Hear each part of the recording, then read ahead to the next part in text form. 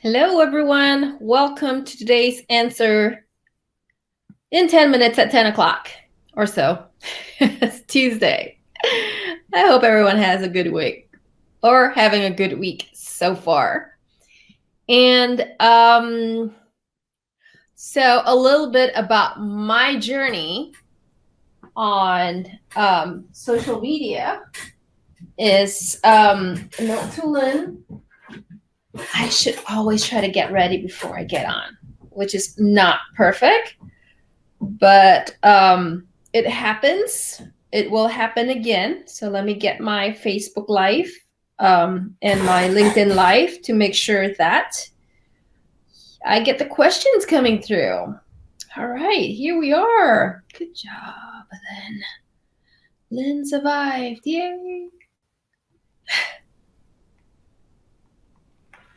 Okay. Hi, Mark. Hi, Nawaz. And hi, Louise. Thanks for dropping by.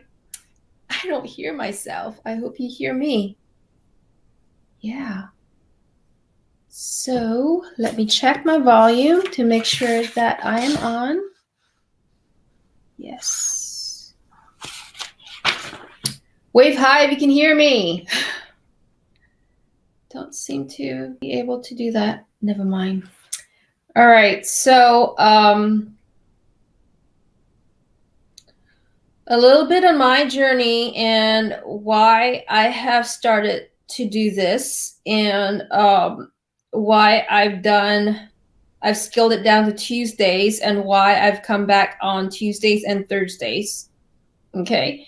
So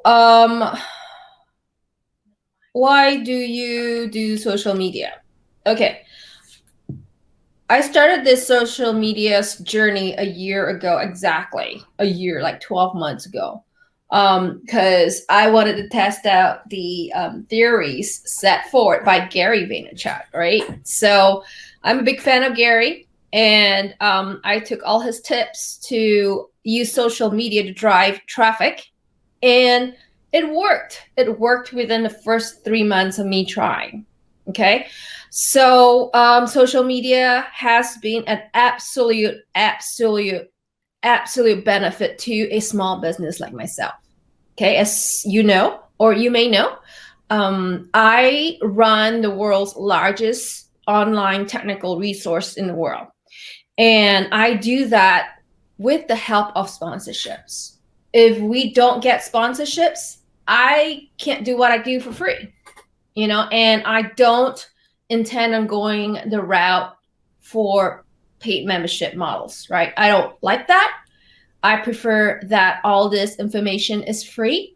So I look towards Gary Vee as my mentor in understanding how to drive social media traffic. Okay. And I started using LinkedIn as my main source of qualified traffic. And lo and behold, whatever he said came true. And we saw a spike in our traffic. It's not just from LinkedIn. It's through some form or the other. It's organic SEO search, really. I don't know how that linked up. And if you know, or if you figure it out, please let me know how social media links up to SEO. Because we don't do any backlinks from our live feeds. So that really puzzles me, but it works. Okay. And I'm not going to stop something that works. That costs me so little money, right? As you know, small business owner here, trying to do as much as I can with marketing budgets, a very small marketing budget on social media ads. So, just to give you a little peek into my business, we spent roughly about $500 to $1,000 on social media every month. Okay. So be it ads or buying, pre-rolls and stuff like that. So we do take it seriously on Wikipedia on how we send the traffic, using these social media platforms, but nothing is better than these organic sessions. Okay. I first started out with answering questions every day, you know, just try to keep up the flow. And then I probably got a little bit burnt out because it's tough running a company and trying to be on social media every day. It's like doing everything, you know, it's like baking, making the dough, selling, doing your income taxes, packaging the bread, you know, being the salesperson. So I got burned out there for a while. So I went back from 5 days a week to 3 days a week. Okay. And then I realized that's still too much for me to handle. So around November and December, I cut all the way back to once a week. All right. So we started off the year with just once a week. And that didn't quite meet the needs of our users because the questions keep coming in. Not that I want them to stop. I want to make sure that I can keep up, right? So we went from 5 days a week to 3 days a week to 1 day a week. And now I have to come back to 2 days a week. Okay, so now I've chosen Tuesdays and Thursdays to go live. And we get plenty of questions, trust me, for Tuesdays and Thursdays. And that's my journey so far. Just wanted to share with you on how we get to Tuesdays and Thursdays 10 at 10. Okay. I've got a few questions today that I would like to answer and address. And one of them is, hi, Dr. Lynn, what is the best shortening for frying donuts? And what is recommended with frying techniques? So with donuts, you need, well, it depends on how long your shelf life of the donut is. I assume it's going to be a fresh donut. It's not like a 30-day window stability. It's just different altogether. So for a fresh donut, you need something, and I agree with you, it needs to be high stability, high smoking point. You know, to get shortening, frying shortening would be the best. Just ask your distributor, your food distributor, they should have donut frying oil or any kind of frying oil that doesn't smoke out at high temperatures. Okay. If you're a smaller scale than that, just canola oil or any vegetable oil that is used for deep frying would be best.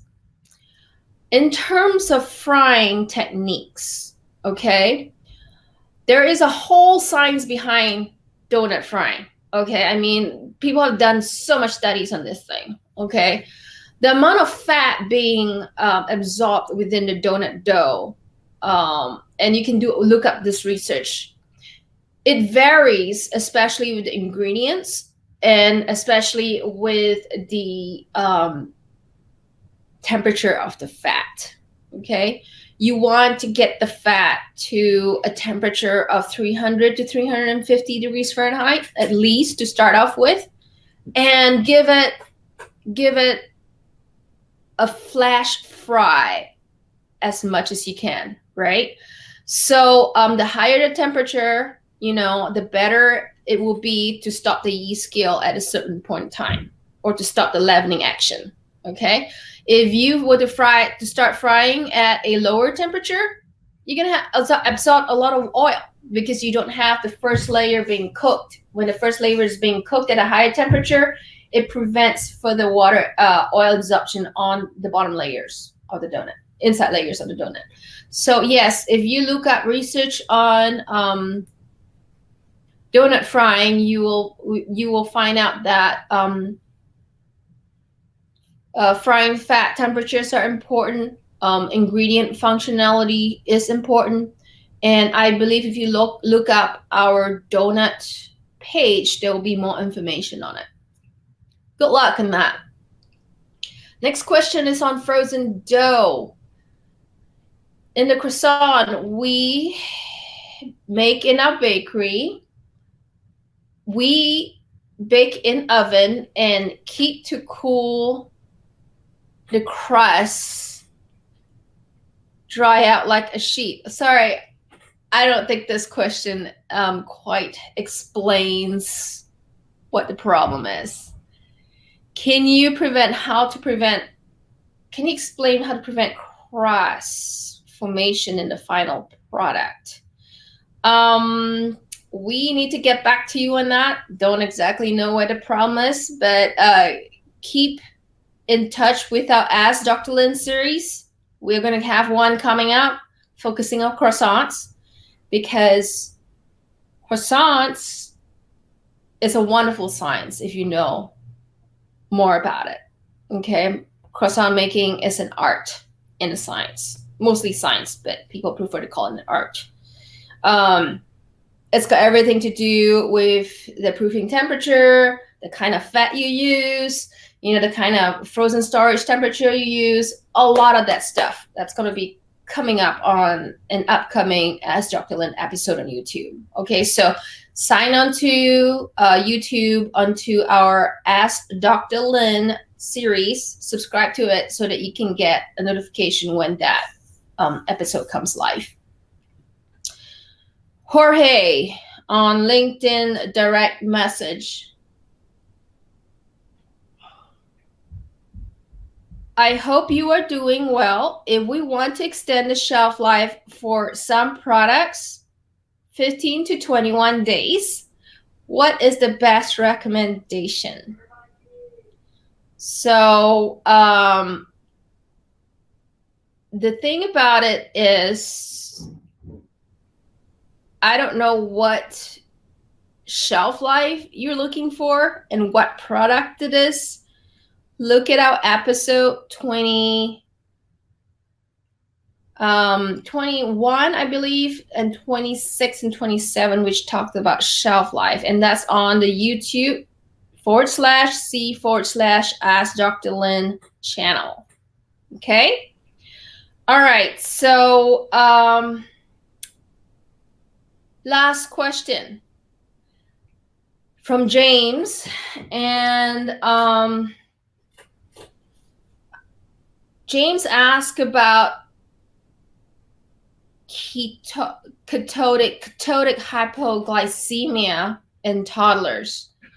And the current therapy you have now is 8 ounces of milk with 1/4 cup cornstarch.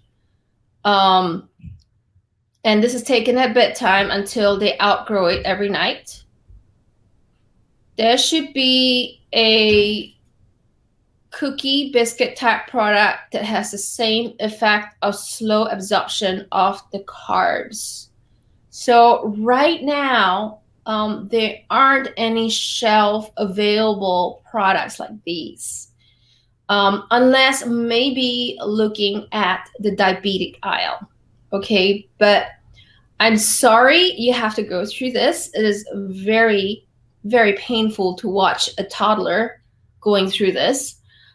Basically, ketotic hypoglycemia is low blood glucose accompanied by ketosis.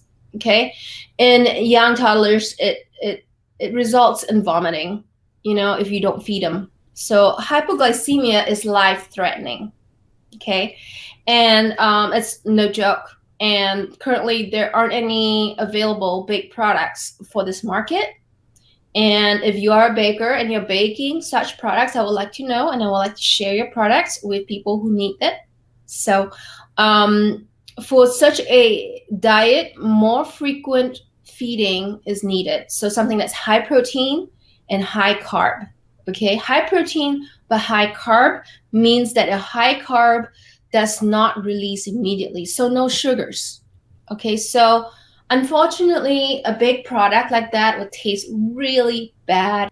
So if you're going to formulate something for this market, I would suggest formulating something with stevia to make it sweet and edible for the little child. But at the same time, use slow releasing starches like sorghum flour. Okay, so sorghum flour has shown to produce lower glycemic responses. Okay, another idea I have and another thought would be for you to produce or develop some kind of sourdough cookies or sourdough biscuits that's savory. Okay, so maybe like a sourdough cracker with cheese and no sugar at all. And lots of spice, like herbs, maybe like a rosemary or like an oregano, thyme, or sourdough bread itself is really good for this instance because sourdough bread has been shown to show low glycemic responses, especially those that have been fermented for over 24 hours. Okay, so I hope that helps. And I hope for your granddaughter's sake that you would be able to find something for her. Okay. Thank you so much for reaching out to me and trusting me in answering this question. I really appreciate it. Okay. So that's all for today. And I hope I got to answer your questions. If not, please reach out to us through our Ask Dr. Lin YouTube channel and LinkedIn and Facebook. All those things get through to us, and also any pages on Bakerpedia.com. Again, have a nice day.